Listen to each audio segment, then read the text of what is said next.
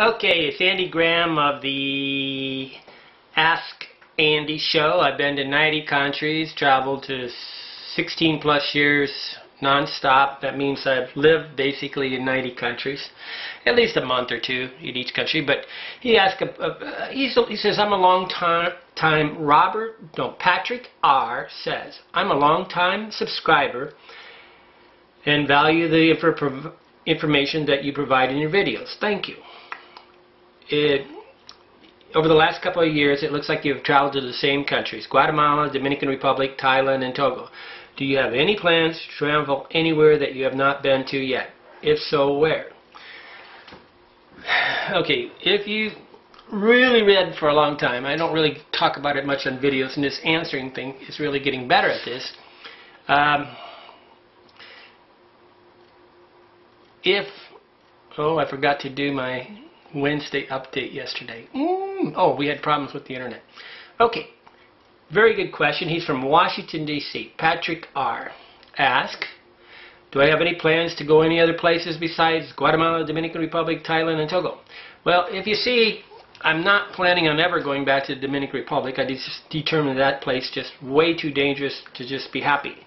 I only go there to talk with the boys, which are just hilarious, tell wild stories. But and I can get a room for $300 a month real easy with high-speed internet. So it's a really good place to work remote. On the other side is I really don't want to end up in jail, and all my friends are ending up in jail or killed or whatever. It's a very dangerous place.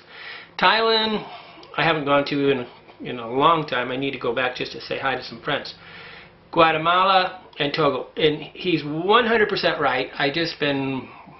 I've been doing what I call the three-country shuffle. Okay. Normally the three-country shuffle is Thailand, Philippines, Cambodia. Thailand, Philippines, Cambodia. They go to that's where the boys that are thinking only about girls are going.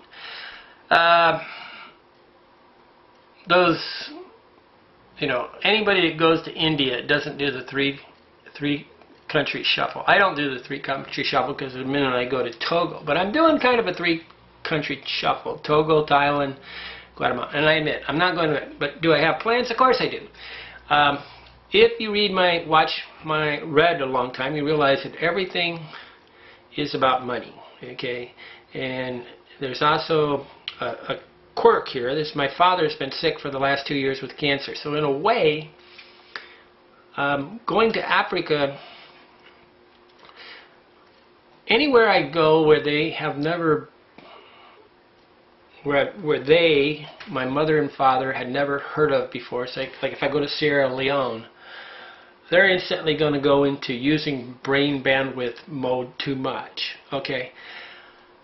My mother, she knew Dominican Republic, and even though I say it's dangerous, she just thinks I'm safe because I've been there and I didn't do it. So it also seemed close to her, even though it took the same amount of time to go to there as it does to go to Africa. I mean, getting to the Dominican Republic for a guy from Indiana is really horrible.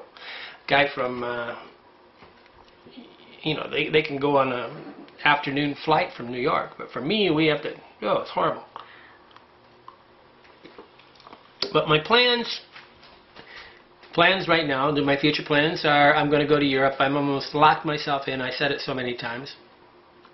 I'm going to go to Europe in September, maybe with Phil. I don't know. I'm right now thinking what I'll do is to go park it for a month in Bulgaria, Macedonia, I can't even say the country, Slovenia, Serbia, all these places. They're in between Greece. I'll probably go to Greece, but I'll probably live in these, I don't know, Eastern Europe countries for a couple months. I might try to get over there in August. I mean, I got to check the weather and see what the average temperature is in September and stuff, because I'm not going to go. Europe's a trouble because you got to do it during the summer. Okay, and then I want to go down the west coast of Africa all the way to Senegal, Gambia. I'm trying to find a way to get a car. It's a little baby car, air-conditioned with tinted windows that I could drive all the way from like Spain to South Africa by land, just to prove that these overland guys are just nuts. Because they come across like they got to get these huge cars, and really they don't. They really you know, you can get 6 guys to pick up a little car and put it out of place with these they got things big as tanks that they drive through Africa, and you know, it's like they went into being macho on steroids.